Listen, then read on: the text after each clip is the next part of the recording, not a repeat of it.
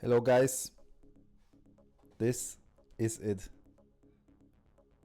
If we go here for replays, this is, wait, here it is. This is what we have been waiting for. This is the finals. These are the games of the best players or the best teams that have emerged from the tournament.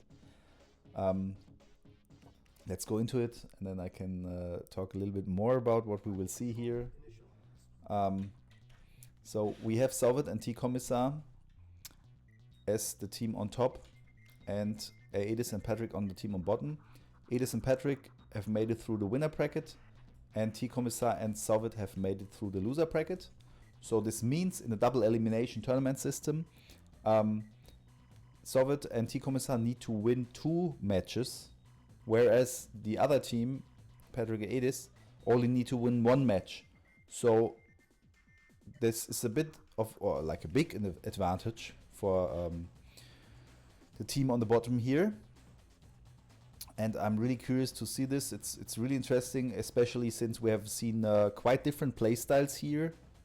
TeaComissar is very rush, very early aggression focused. Sovet also, but he develops a bit more economy. He has also a bit bigger late army in most games. But both are like have shown that early pressure works. So for me as a developer of this game, it's really nice to see that, because in the beginning of the tournament, this is the YMCA Cameo friendship tournament. Some Cameo players criticized that rush is not really working here, and this is all about too much about economy and scaling big and everything. I mean, that game is about that. We really want to see big fights, and we want to have that stuff. But now we see players with a lot of early aggression, with a rush-focused playstyle. Sovet and TeaComissar winning a lot of games, being in the finals now. So they have proven these critics wrong, which is nice to see for me. They have dug out new interesting styles of playing. That's also really nice to see. And now they're in the finals and they can make it. It's really nice to see that. We see the typical playstyle with buggies from TeaComissar. Of course, Rocket Tail Bikes, I think it's his absolute signature unit. Oh my god, the Black Hand Troopers going in and is killing this building. Even though there's a flame tank, there's the counter to this unit, it still delivers and destroys the airstrip. That's crazy. And that's the reason why the Black Hand Flamers get a little bit of a nerf. So it's still great against infantry. They will have a shorter duration of their burst. So they will be not as good as against buildings anymore. Because there you need the long burst. Against infantry you anyway mow down with like a shorter flame stroke. So that's one of the reasons we see. You go for a reinforcements coordinator. I'm not so sure if this unit has been explained already. Some people, some players, some watchers like to hear about the mechanics and get stuff explained. So the reinforcements coordinator is basically a drop-off point for the aircraft from the not airstrips, because in many games it's really annoying that it takes so long until the aircraft comes and drops down, especially if you have a lot of production. Then the planes cannot land as fast enough as units come in, but if they just paradrop the guys to where this guy is, it's much faster. So you can get this guy to the front and have your reinforcements closer to the front line. That's really useful. I think it really fits Node playstyle, so getting this unit makes a lot of sense if you have the spare commander point for that. Here we have stealth tanks. I think they need PDL. In that scenario, they're not too bad, but without PDL, it's no real answer. Yeah, the player has a Temple of Nod, so could get PDL. On the other side, we have the Storm Riders. The Storm Riders doing damage here, but I think the Orcas will be absolute problem for them. But they don't shoot. Okay. They don't shoot on the guys. I don't know why. When Venom goes down, the anti-air buggies are in, but this is a normal one. These are anti-air here. Yeah. The infantry does not get much damage from the rockets, but they cannot fight back. The hit and run is working very, very well here. Oh my god, the harvester is being taken out. No, he loses 2 bikes. Interesting. On this side, it's not so much happening. it's really interesting to see this game. TeaComissar is doing this hit and run playstyle really, really well. Now he has flame tanks with PDL. That might be the right answer. The SSM multi-launcher, we have seen this already, these types of matchups. They have worked okay, but not really well because these guys just run away. Here we have now a fight. The Storm Riders go down against the EMP missiles of the Orcas. So that's not a big surprise to us. We already know that this matchup is very one-sided. Yeah, the Venom's actually a good idea, but the anti-air buggies just outnumber them and take them out. The rocket hail does not really work in this scenario.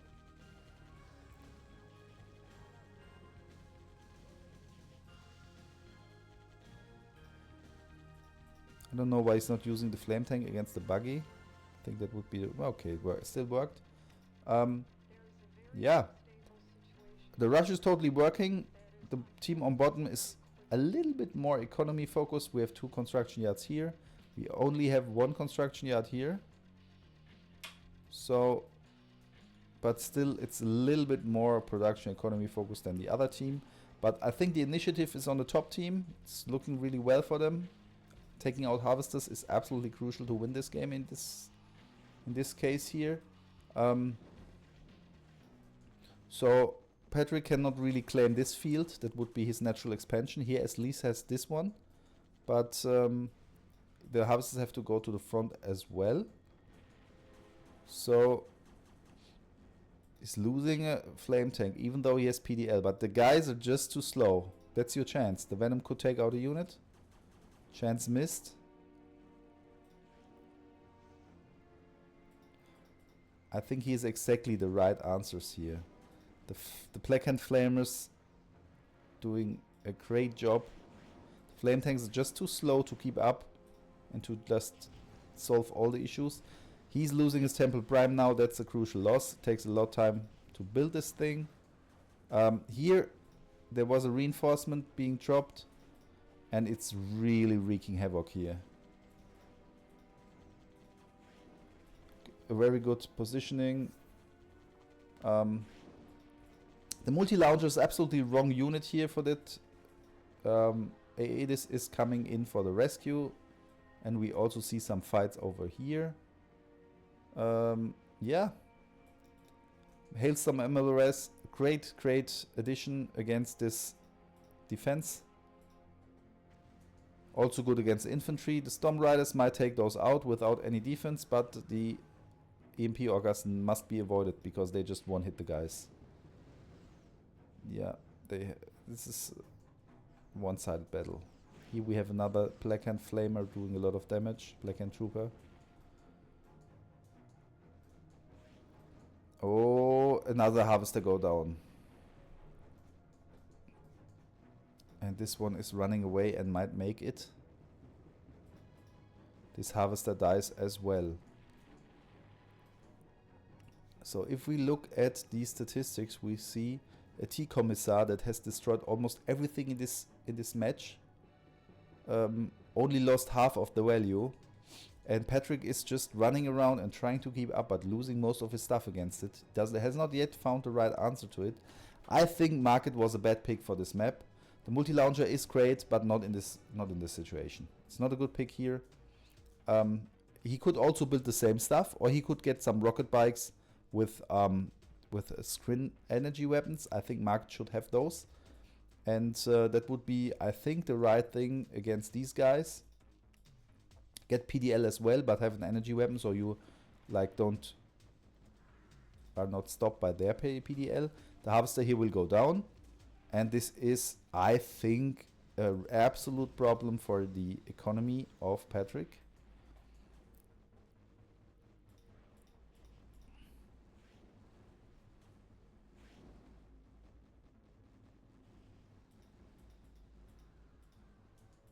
So, okay, here we see another fight. I think this here is quite clear. Patrick will lose this. There's not much he can do. Here on this front... this is quite interesting because the tripod has PDL, but here PDL is completely lacking. It makes a lot of sense against the battle tanks. They are equipped with reflector armor. That's an excellent choice against the tripod. It's also nice against interlopers, but these are anti-air, so they cannot shoot on ground anyway. Also, I think the troopers here, they are also really bad against reflector, as we can see here, 25% damage against reflector armor. The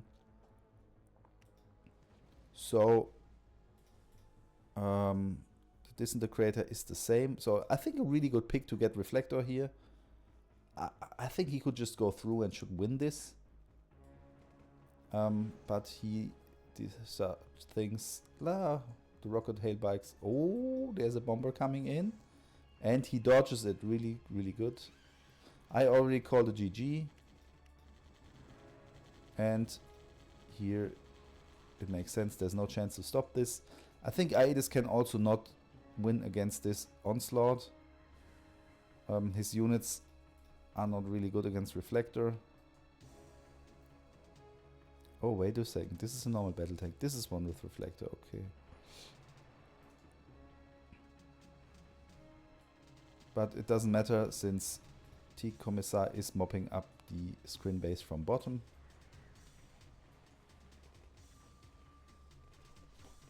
And now we see the fight off between these units. Okay, the PDL is doing a really good job here. But once the PDL is empty, these will go down. Yeah, that's the case now. Oh, we also have Iron Mammoth. I think a great choice here. And it's over. Really interesting. So this is the underdog team that's going to win now, or the loser bracket team. In the first match, they won. The second match, let's go for it. And I think this is now the map pick of the other team. So they just decide, okay guys, you are rushers. So we pick a map that's not so rush friendly because the distance is really long. Also, it's a very economy friendly map. There's so much ore, you can just freak out like crazy, but you have to like get out of your build area. You have to expand somewhere, then you can like really grow.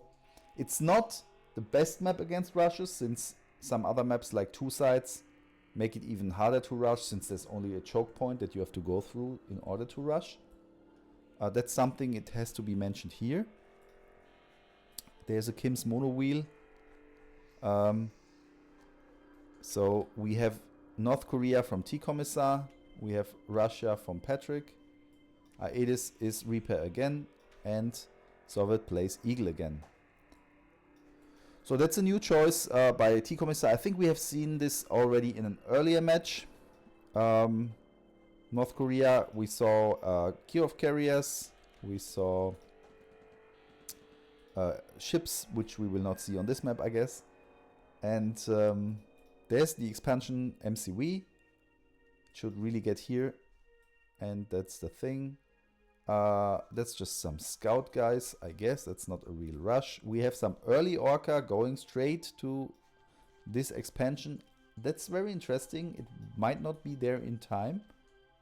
We will see. The mono wheel can, if it stays really close to the MCV, can stop it from deploying. That could deal a heavy blow. Could really stop the guy. Yeah, now he's too close. He cannot build up. Oh, but now he stopped it. That's exactly. Oh, but now he moved too far. There goes the anti-building, anti-infantry tower, the flame tower. Also good against light vehicles like the mono wheel. The Orca V2 could now go in here, but would not really yield a lot, I think, because he could just build some anti-air, and that's it. Yeah. So he realized now, oh my god, my power plants are being taken out by aircraft. Super annoying. My harvester is taking out by EMP. That's a really nice air raid. He has some Tesla tanks that are absolutely wrong in this situation. He built in his miner. That's also really bad. The buildings are taken out. He really needs the help from Aedis, I think, here. Yeah. Maybe he should get some rock. Ah, yeah, he's getting RPG soldiers. That would help a lot. He has power, and the same side is shooting, but it's EMP'd now. How bad is that? Really nice Orca V2 rush. I'm not so sure. Aedis should really help him. But he has a shard launcher placed, so he wants to help him, but there... Oh... The anti-air is up again and it's shooting. It only took out one of the Orcas, so it was an absolute success, this attack. They really surprised the guys with their air units. Strong offensive. Here the Tesla tanks at least get some value back. But now against the flankers, no chance. They just take out the guys, even though they are heavy and they are more like anti-light.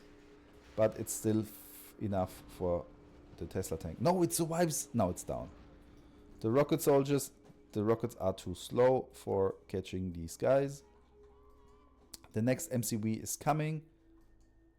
So it's not so much about, or it doesn't really work out here to expand economically. Aedis is having 4 MCVs, but it's not really exploding. So I think the rush slowed the guys down. But if they manage to get up the economy and build more stuff, I think they can win this.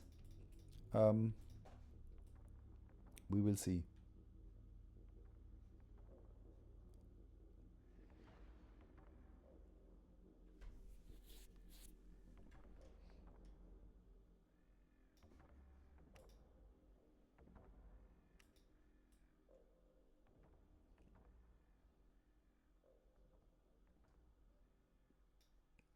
So not much happening at the moment. There's a big armada of flankers coming. I think they can do a lot of damage. He should really get the upgrade of the Soviet miner. Here's some anti-air. Okay, now there's anti-air towers. That this run is not really leading to anything. But now flux come in as well. This might not change much since he does not have air units. So he's probably changing the vector now, is going for the screen player. I don't know the flux if they will do much. He should still get the upgrade for the Soviet miner, would make sense here.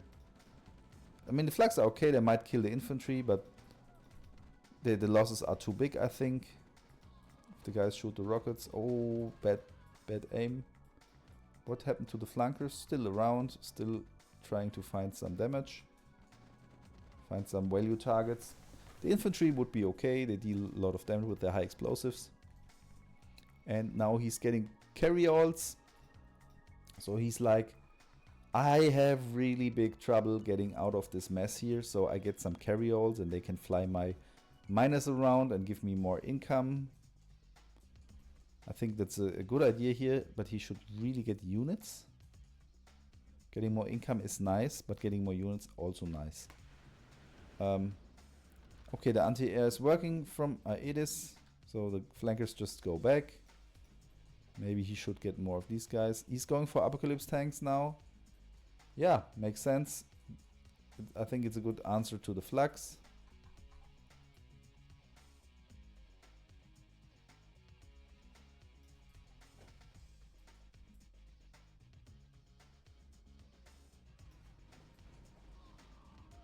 So it seems like both guys are really focusing on Patrick here. So I guess they see him as the big threat. So that's why they are focusing on him and mostly ignoring Aedis. I mean, they just try to get there with the flankers after they realize there's a lot of defense here.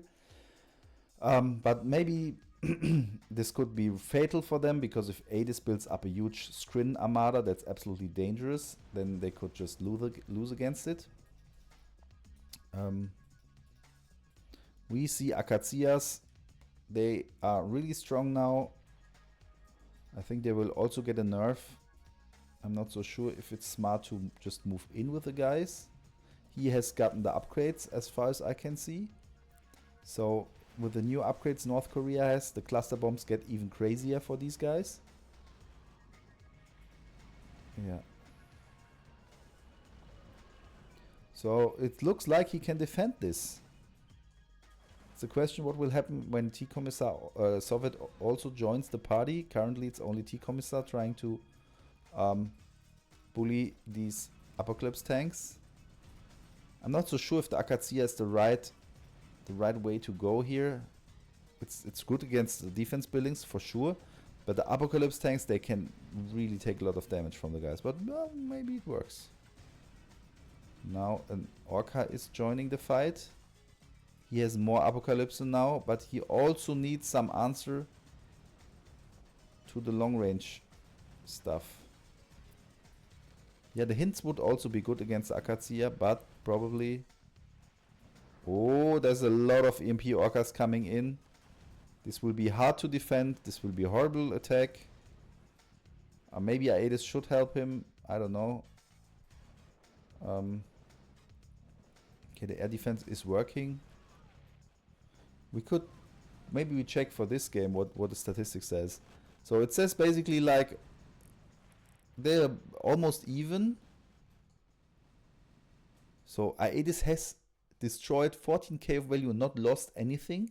I think that's just his air defenses where they sometimes fly in and lose stuff.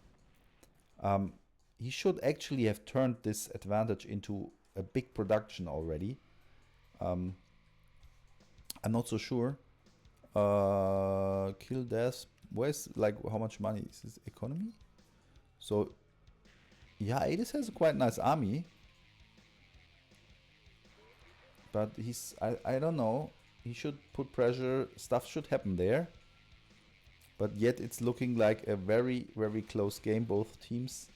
I mean, both teams have the chance to win here. It looked to me like Sovet would join the party here now, that TeaComissar is constantly pressuring, and then would become a real struggle for Patrick.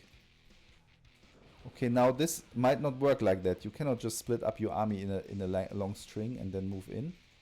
But is this army the right one anyway? I don't know. Maybe not too bad. He has some interlopers, anti-air, that's good. But this army packs a punch. So now he's trying to push back and saying like, okay guys, you bullied me, now I fight back.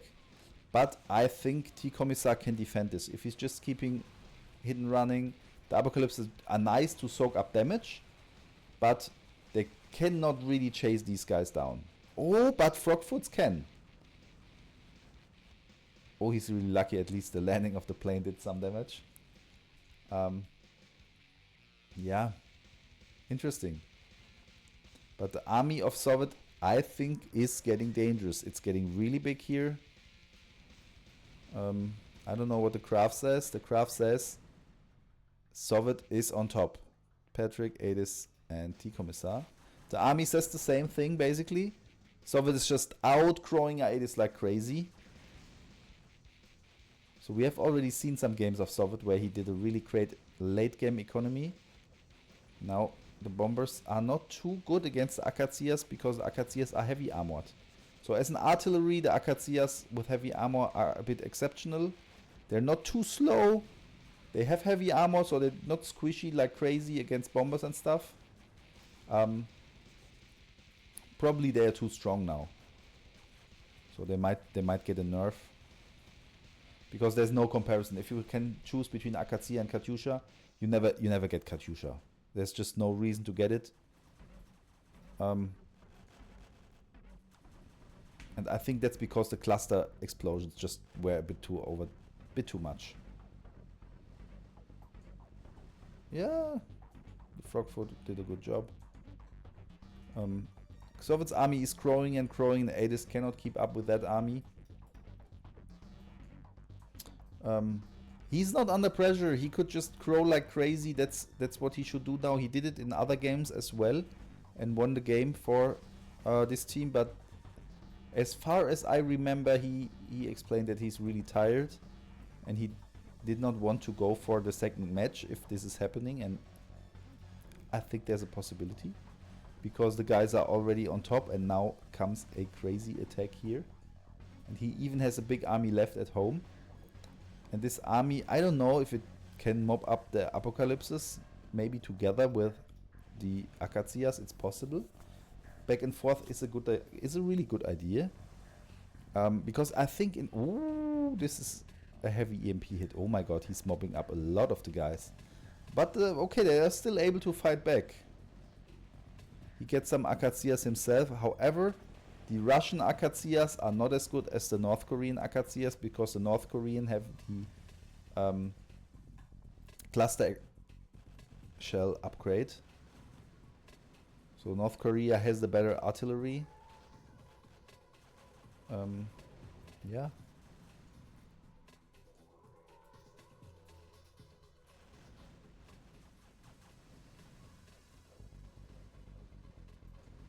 The bombers.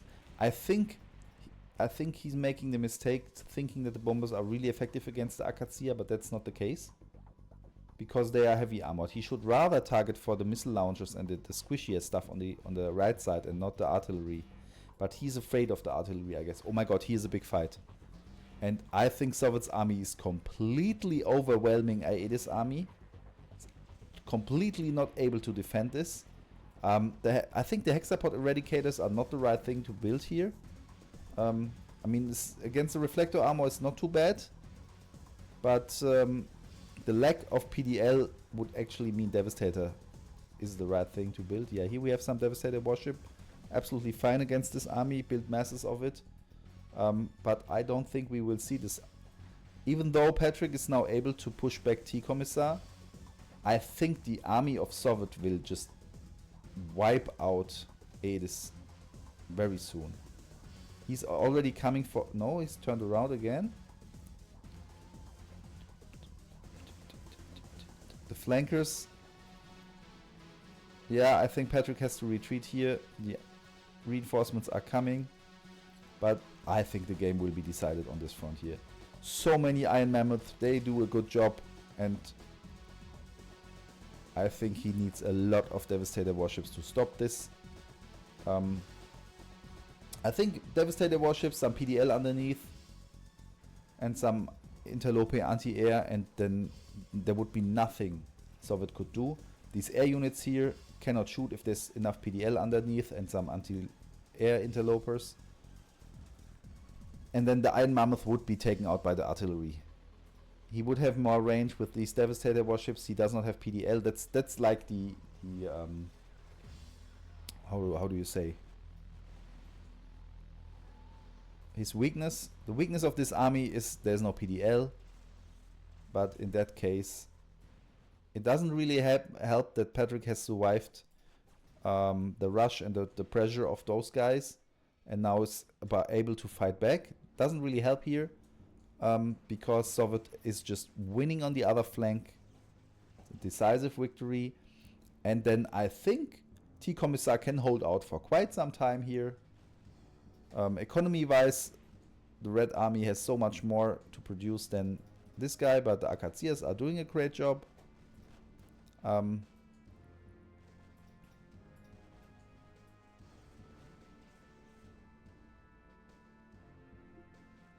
Yeah, he's calling GG because he knows this army, he cannot stop it. He cannot win against two. That's time for GG. That means Aedis and Patrick have lost 2 games in a row. The first match is won for TeaComissar and Sovet. Really strong, really great plays here. Yeah, I think it was like insanely good matches. We have seen that rushes absolutely work. We have seen units that were considered to be not really good, like the combat Chinooks. If you manage to play them well, they are really good. So I really like that we see such a great variety of units. We see now Hailstorm Hammers, we see the Iron Mammoth tanks, so he's really utilizing a lot of units from the Eagle, Rooster, and TeaComissar with North Korea now shows us that the Akatsias are really, really strong, and the typical weaknesses of artillery do not really apply to these guys. So, yeah, I would say we go into the next match, and that is this one here. So now Sovet and TeaComissar have the map choice again. They pick their favorite map, Sahara, I think. We always or very often see this map being played by the guys. We have to mention here that Boris is now playing. He replaced Aedis because Aedis said he wants to go to bed. He cannot do any games anymore because he's so tired. He woke up at, I don't know, 4 a.m. and stuff like that. So then TeaComissar was really pissed and he was like, oh my god, this tournament is going on for so long and we need to finally finish it. And then they proposed that Aedis could be replaced by Boris. Or Peter Pan is his name in the tournament. He dropped out of the tournament and said he didn't want to play his games because he had too much work to do and no time for playing. So now they decided, okay, why not? Let's do that. Boris is a good player, so it's a fair replacement. It will not end in an unfair game. I think this replay is shit. This is broken because Aedis as a spectator left the game, as far as I remember. But then I think the people who played this game decided to make just another game to make the replay fair. Not fair, but like make it playable. I think that's the real game now. Let's go for it. So this is basically like the first game we have seen, where Aedis played with Patrick, but now Boris is Talon. He picked Germany. And we see Iraq and Black Hand. So now we have Iraq here, very interesting. We have already seen Soviet play Iraq in another match, not again in this match up here, with a lot of radiation. I'm curious to see that again. Against Talon, it's maybe not that strong because Talon has a lot of heavy tanks and heavy stuff that can just go through radiation. But Boris is also known for an EMP Grenadier rush early aggression playstyle, and that might really suck against Iraq. So we will see. Yeah, there's already infantry coming, but I think that's from selling a refinery or stuff like that. So maybe we speed up the early game a little bit. There's a scout going here, and we just skip right to the aggression. We see tech center and temple, so Tesh build orders in the team of Sovet and TeaComissar. Whereas here we see economy heavy playstyle with 4 war factories and refineries. Here we also see prison tanks, but not a tech center. So in that regard, there's 2 opposing playstyles. One is more like booming economy build up, and the other is more of tech, get strong units early and rush with those. It's like a gambit. You give up a little bit of later advantage to do crazy stuff early.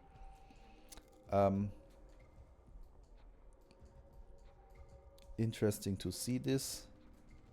The prison tanks are an interesting answer to the rocket tail bikes. I think that might be a reason why he picked allies here. The U is also really good against the guys. Maybe he should already use them. I don't know. Because prison tanks instant hit. So if they can shoot, they will be devastating. But the prison tank's a bit too slow to really chase the guy. So if he's doing a proper job at going back and forth, the prison tanks might still have a bit of trouble. But the SAM side is maybe not the best target.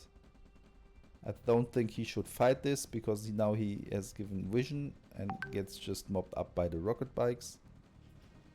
Yeah, that's what happened here. Maybe not the best engagement. Here we see already radiation. And the Desolator controlling the map. Here's a UE coming, but ignoring. Yeah, I see. At least some answer to the Black Hand troopers, but now he's ignoring the guy. Okay, he has another prison tank here, so fair enough. He's absolutely map controlling with the Desolators. Interesting.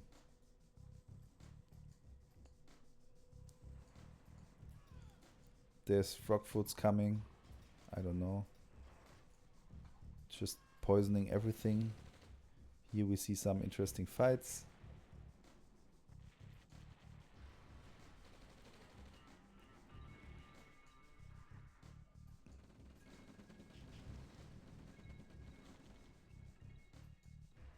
Prism tanks are not too bad, but I think they're not trading effectively. If we look at the stats... Oh, no, they do. Patrick has killed more than he has lost. Interesting. UIs are also doing a great job here. Mopping up the guys. Oh, but not, don't go through these. Exactly, the SAM sites will be devastating. Oh, interesting, some scout tanks. This is a great idea. But no, it's working, I think. It's a good answer. It looks really, really good for Patrick on this front. Maybe the new strategy has worked. Oh, don't go too close to the Black Hand Flamer. Oh my god, these guys are so crazy. This might help a lot to get some radiation down here, but might also kill Black Hand Trooper. So he survived it. Interesting.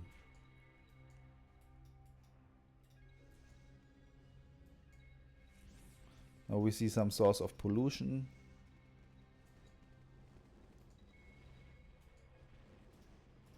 Oh,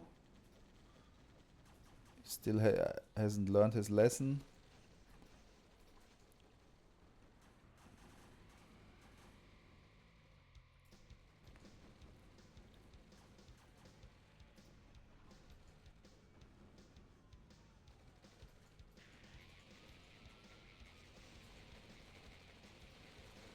And the UIs, they do a lot of damage here. Interesting fight. Really good game.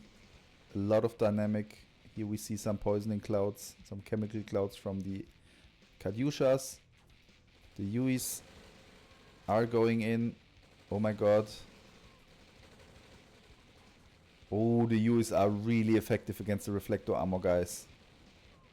I think if he would just go over here with the UIs, he could mop up the whole army, but he's really lucky that the guys are really lucky he stays in the SAM side.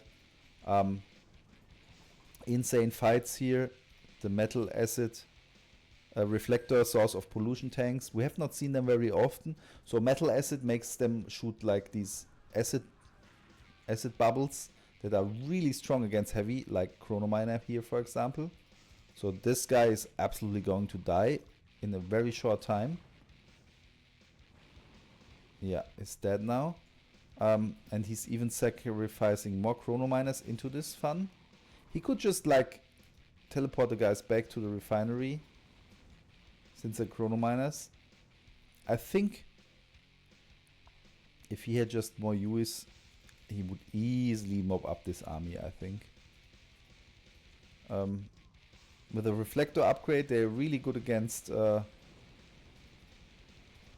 energy weapons like Prism, Laser and stuff like this. I don't know, against Talon, I don't think it's a good decision, but somehow Boris did not really manage to get units here.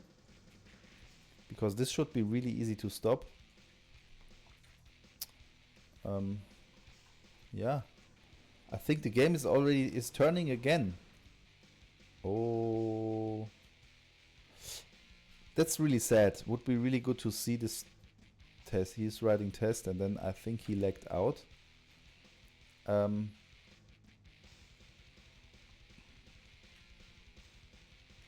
Yeah, that's really sad. I think the game did not crash here, but I think TeaComissar just lagged out. And that's why the replay is stopping now. In the tournament, the two teams agreed to do a rematch. The guys were really thankful for that and said, cool, finally someone who gives rematch and not just says, no, no, no, we won.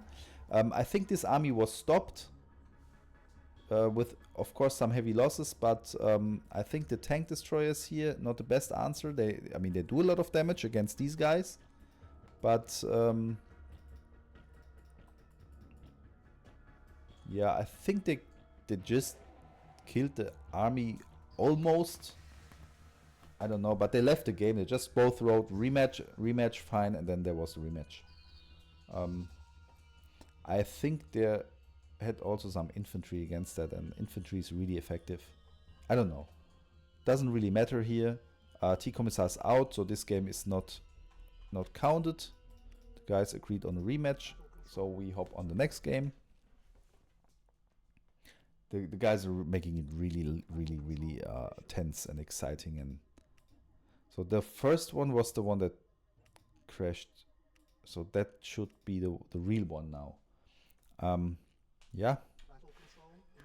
So Patrick changed to England. That's not much, doesn't really change much. He had Germany beforehand, now he's England. Boris has Eagle now. I think that's a good switch because Talon on this map, I don't know, Eagle is the better choice, I guess. The other guys have Blackhand and Iraq again. I think Iraq might have a hard time. I think Iraq might have a hard time against those guys.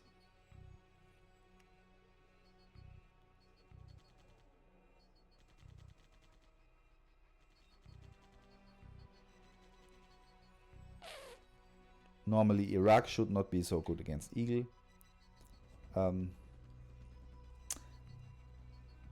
But you never know.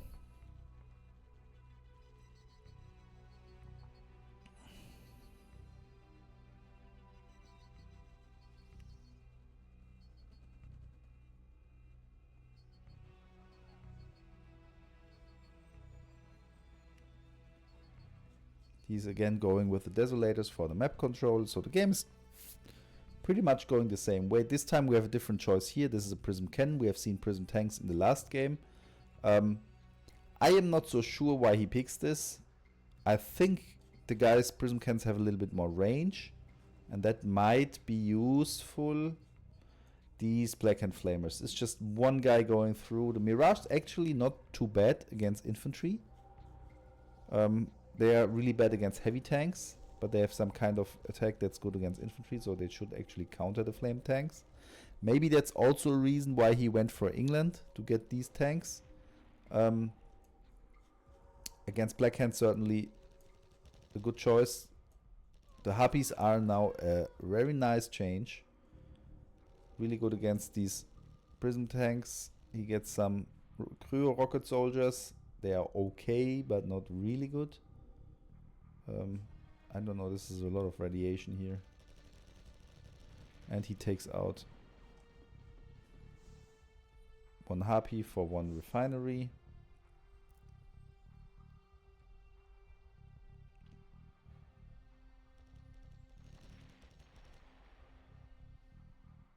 The MLRS actually not too bad against the Harpies, but if the Harpies manage to get there, they take them out really fast. Power is down, that's absolutely shit. That can be a really big problem for him, and he loses so much stuff because he has no power. His ally helps him out a little bit with a flak, but then the guys are already gone and go for the next value target, the command center. Yeah, such a thing can be so devastating that the game is just decided by it. We will see if these Harpies just win the game. I mean, Harpies are really known for doing this kind of thing.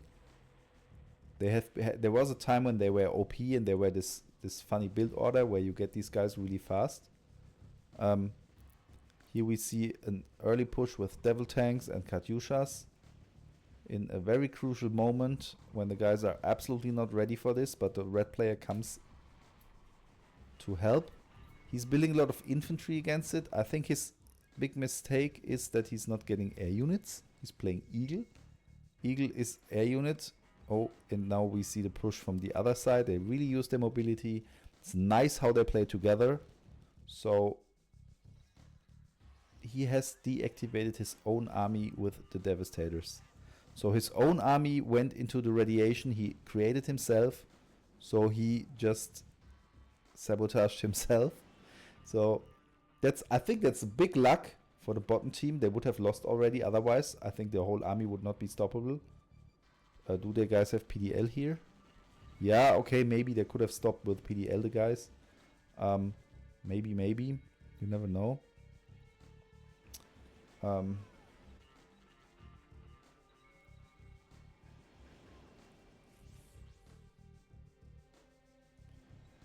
But it might still be... Oh yeah, taking out these harvesters. That's crucial.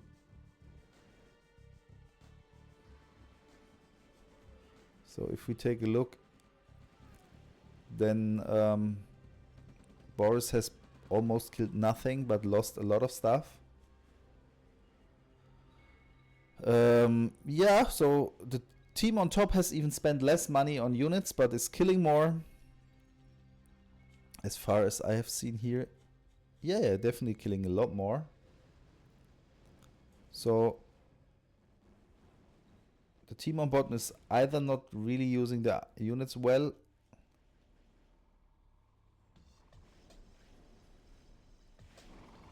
or picking the wrong units. I think in the first game they did a much better job. The rocket hail bikes is not a new threat here, but they have still not found a proper answer. The UEs were good. He's not building them now. I don't know. Maybe he didn't learn from his success in the first game.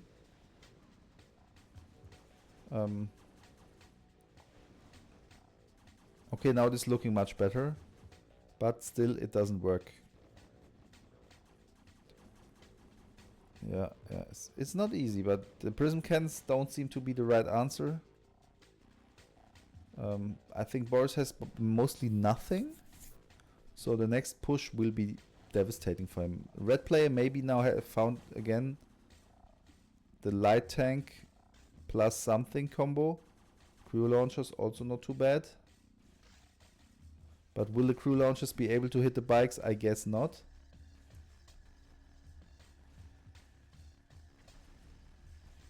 There comes a Frogfoot. And he will radiate the shit out of these guys. But he's just walking through and is like, I don't care about your radiation, man. I just keep moving. That's, I guess, the right answer here. I think Boris will not be able to defend this, at least not with normal battle tanks without upgrades. He desperately needs PDL, but I think he lost his comm center and he never had the tech center. So I don't know if he has even the comm center back. No. So I think the big thing, the big mistake that's being done here is too much economy. Like extra construction yards is nice, okay, but more production facilities also nice.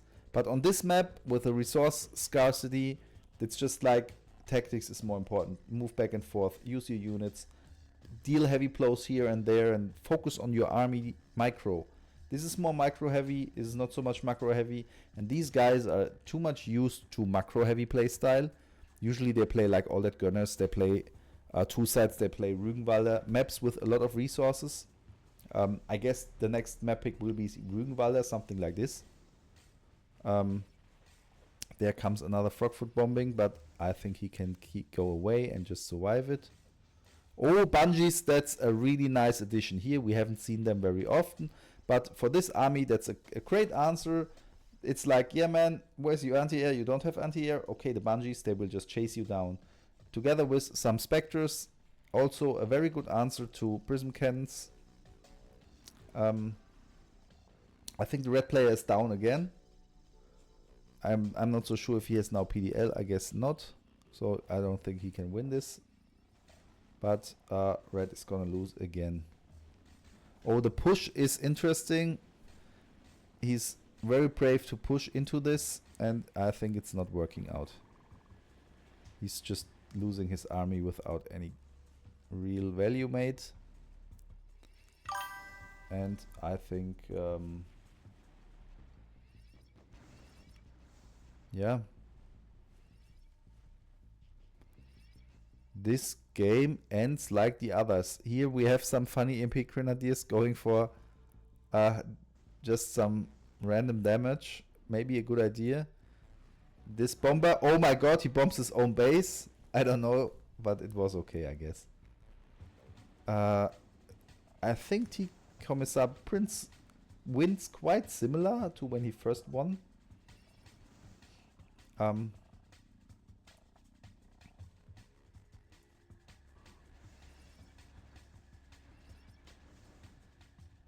I think that game is over, and that would mean TeaComissar and Soviet are really, really close. really close winning this tournament. They just need one more win, and they have shown that they can win in many situations. They even won a game on All That Gunners. So here we go.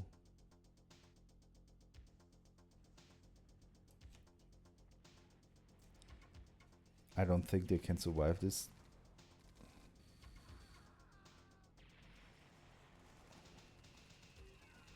And the MCV is down, or the construction yard. And I think that's just a matter of time, and I don't think it's a long time until Boris will be down. The Spectres are coming. They deal a lot of damage with artillery strikes against buildings, especially the unprotected ones.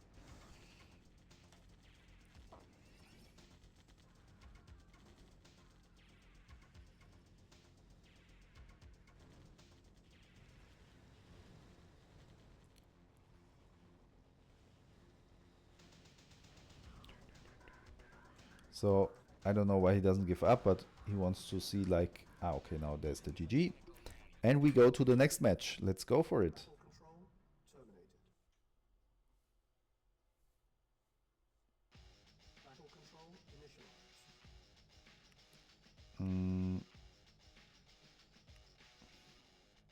That's the game we just saw, and that's the one.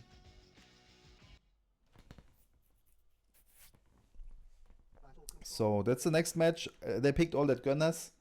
I think not the smartest choice, as they have already been beaten the last game on that map, and have realized, oh my man, rushes actually are possible on this map. So they were rushed a little bit, but then Sovet won by scaling out against Aedis. So this time it's quite similar. We have North Korea here. We have North Korea on top as well.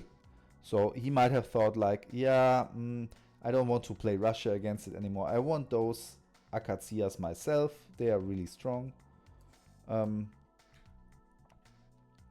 think Boris here picked Eagle again. So this guy also thought like, okay man, you want the Eagle mirror match? It's absolute mirror match. On the left side is North Korea, on the right side is Eagle. Interesting. I think it would have been smarter to pick something like Rügenwalder.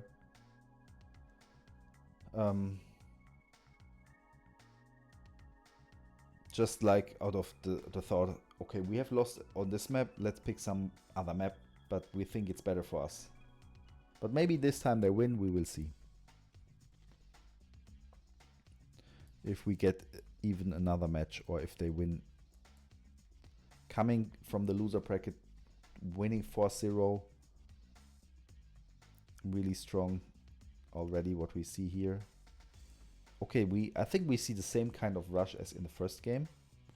It's even a bit earlier, so now the MCV is not even out yet. Again, he put a miner here, but now this time he got the Gatling on top. That's some improvement here, but not learned from this shit. Here we see the same build order as usual with a tech center early. Same goes here. We have yet only infantry coming, but we have the Orca EMPs. Again, here we come with we have the Flux coming in. Will he be able to defend it? I guess not. Flux are not really strong, but that's a lot of Flux, and he has basically nothing. The MCV is coming now, just like in the other game, but this time, oh my god, there's the Flux. And the MCV is unprotected. And will the MCV be able to survive? It turns around. I think it has to turn around. The HQ7 launcher is okay against the Flux, but he has just one, and he has so many more Flak tanks. So he mobs down this infantry as well. The flanker is coming again, but is taken out. So I think the red player here will have a really hard time defending this. He cannot get out his MCV. That's a really big problem. Maybe he should drive over here. I don't know. And but the Flux realize, there's a bit too much for us. Wait for reinforcements. Sadly, I think we missed this fight here. He took out 2 miners, but lost also 2 EMPs, but I don't know, maybe still a good trade. Crippling the economy of the enemy early is always a good thing. The miner is just going for the flak tanks. I think it's working to some degree, but maybe if there's too much other stuff coming in, that's not gonna work anymore. Interesting. Okay, the anti-air is too strong. I think the flankers are just lost here. Okay, the MC was taken out, I guess, by the Orcas again. So I would say, again, we see the expansion boom economy style by the team on top, which is absolutely not working here. This MCV is still standing around. This MCV was lost. So they really have a big problem here. I don't know if the infantry is a good idea against these Acacias. They will just mob up with the cluster grenades all those infantry guys. Like artillery is usually a counter. We have a T-34 Izu. Izu is very interesting. That might be the perfect answer to these Acacias here. As it's also heavy but has a lot more HP. But it deals quite some damage. Maybe you should need it not with this, with the upgrade with the armor piercing shells. Then I guess could win against the Acacias. But more infantry means more money wasted. This is from selling buildings, I guess. So it's nice that he helps his ally with infantry, but I think against the Acacias it's just a waste of money. Should not do that. Okay, the Isus cannot chase the guys. So it might be a cool unit, but in this matchup it's not working, I think. The Isus just too slow. They just get killed with hit and run. So now finally we see an expansion here.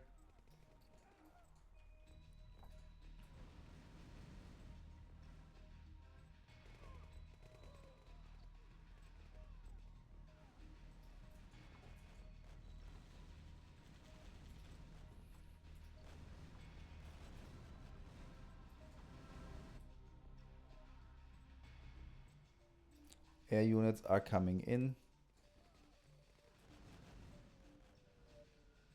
So if we look at the statistics, then we will see that the red player really doesn't get out of his base here and expanding and getting economy up as it's planned. It's not working out. He's down here.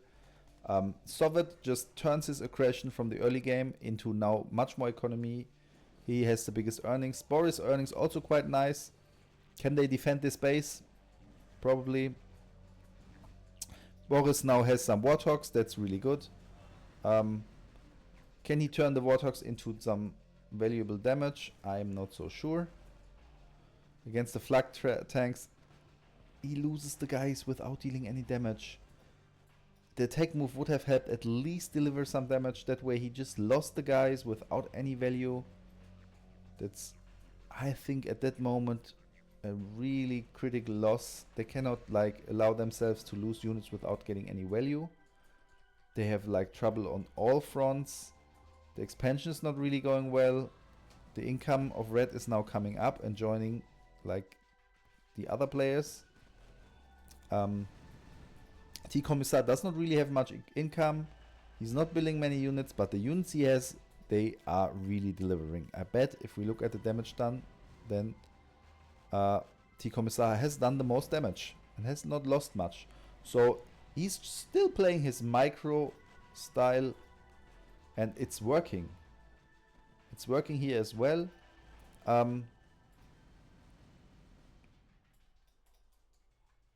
The guys are really strong, the Acacias, that's true. But the main reason why he's winning is he's constantly having bigger numbers, going back and forth, not having many losses, but trading like crazy. The Yak is not doing much because these guys are heavy armored. They are not like a typical artillery. And on this side, I'm not so sure if Boris can hold out. Now he's doing a good job against the combat Chinooks. If we look at the army craft, then Soviet again has the biggest army, though that might lead to getting overwhelmed. Humvees in big numbers is a rare sight, but again Boris fails to use the tech move. So his units just run in and die. Just regular mammoth tanks, why not? Oh my god, yes! What a great bomber run. And here the pressure for the red player is still up and absolutely critical. We see some funny jump jet coming in, but the SAM side will make short process.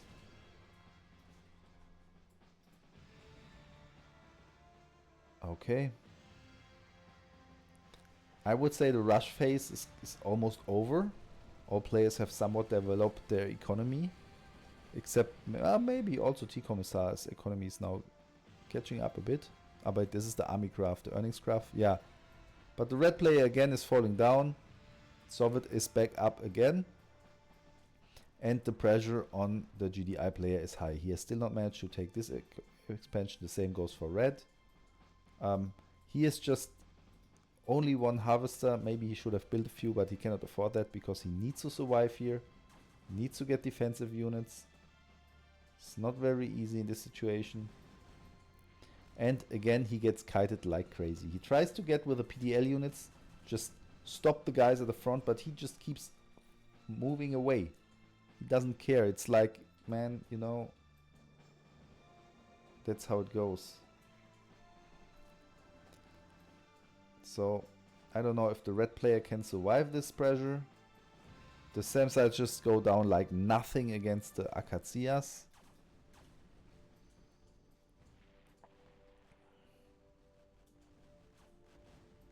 And this looks really bad for red. Here, I don't know.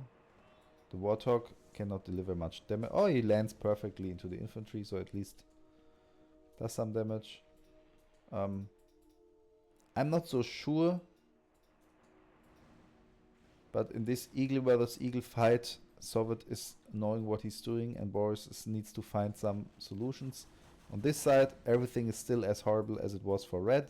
Red is not getting up to par. Cannot really win this. He's not even able to mob up the units. Maybe he killed some Acacias now. Okay, why not? On the other side, it's still the same picture. The siege of Sovet is going well. He has the Hailstorm MLRS for the artillery barrage. He's a normal MLRS. Maybe he needs those guys to fight off the combat Chinooks. Maybe he should also get some EMP guys himself. So the red player is struggling but keeps on surviving. It's really curious. It's an absolute great match. It's so nice to see how this early rush and this pressure is working out, even though Sovet is not getting, TeaComissar is not getting any economy. It's not expanding. It's not getting like going wide. Horizontal scaling is not there, but the pressure is on. It's working. And Sovet is the one who scales. He's just like, man, you know, I just built a base just in front of you, just to show you that I don't give a... I'm just able to build right at your front door. I built the units in your garden. So is he able to break out now? I don't think so. His army is being killed. There's so many Acacias. He's trying to chase the guys and thinks with PDL he can just stop them, but that's not the case. So having an answer to these Acacias is absolutely crucial, and he does not have an answer. With North Korea, maybe he should get a bomber and just bomb a big nuke into those guys. Maybe a better idea. These are just for scouting, I guess. On this side, I think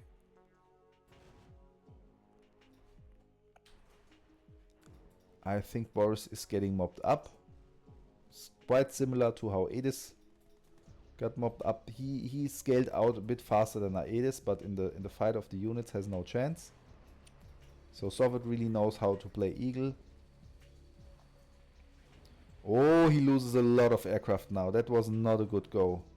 But the Mammoth tanks will just go through.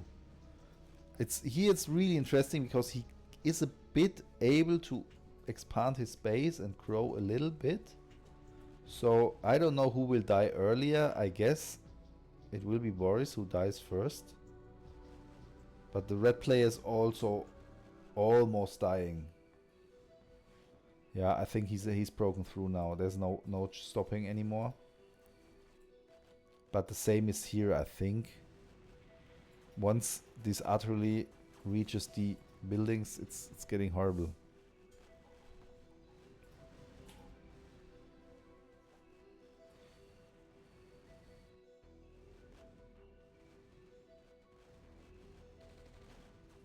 Yeah, that's not possible to win anymore.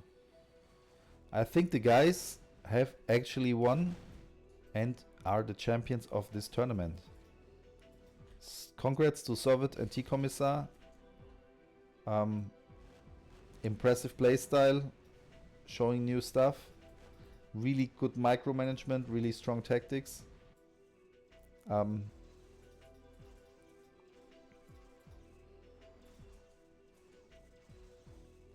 Yeah, I think Boris is done.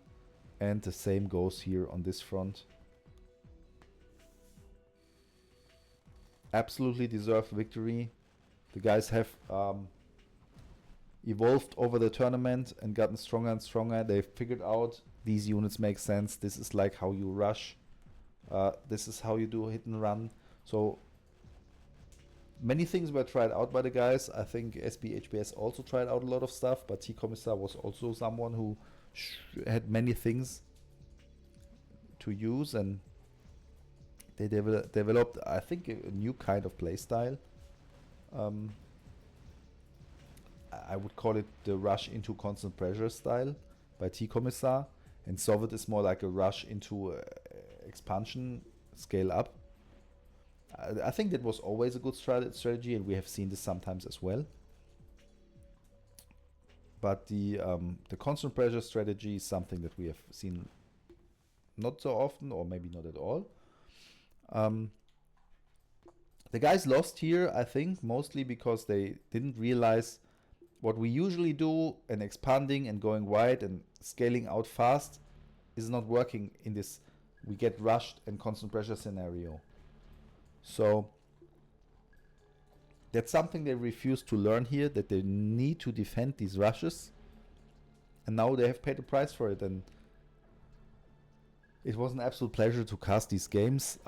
Thank you all for watching this. I was just doing some casts at the beginning and showing some games, and then I was really surprised by you guys telling me, when will the next video come? Can you cast more games? And I was like, really? I just picked out a good game at the beginning, and then I thought like, okay, this other game was also good and I will cast it. But then you guys were like so interested in seeing these games and learning about the mechanics and what's going on, that I just thought like, okay, I make more of these casts. And then at one point I started casting all the games, and still you were not getting bored, but rather telling me that you want more of it. So yeah, I did more of the videos. I think it's a great way of learning how to play the game if you're a beginner, and it's a great way of me getting some inspection how the game is going. So for me, it's sad on one hand that we have not won this tournament and that my team actually lost in the finals. But it's even better, and it's so great to, as the game developer of this game, to see how this emerged, and to see people just win with new strategies, showing that there's not just the established like Railgun Titans of Talon and the Scrin air block that always wins. Because I remember a lot of players were complaining heavily, oh, the Scrin air block is so strong, it's not beatable.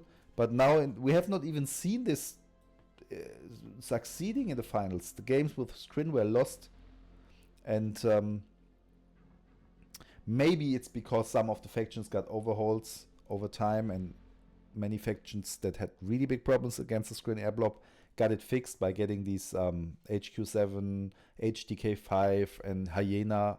So this solved for Soviets the big trouble they had against air units, heavy air units. Whatever. It was an absolute pleasure to cast this. Nice that you guys were there. I think in the end it was not such a big problem that the tournament stretched over such a long time. because I really liked this, that every week there was 1 or 2 matches. Having it all condensed into a really short time makes it very stressful, and I didn't find it annoying to just wait for a game for a week or 2 weeks until it happened. I just found it annoying that so many players did not want to respond and did not tell, like, yeah, I can come on this day and on that day. So I don't know if we do another tournament how it's going to work out. Of course, next year there will be another World Championship, and I think we will do this online, of course, so everyone can join. Usually we were on a LAN party where all the players who were like really active and wanted to participate went to the LAN party, and there we did the World Championships. But I guess the guys who were really strong in this tournament now also want to join the World Championships, and then of course we'll do it online. Congrats also to Sovet and TeaComissar for the prize money of the first place. You totally deserved it. Really, really strong actions, strong play styles. Thank you guys. It was a pleasure. Until next time.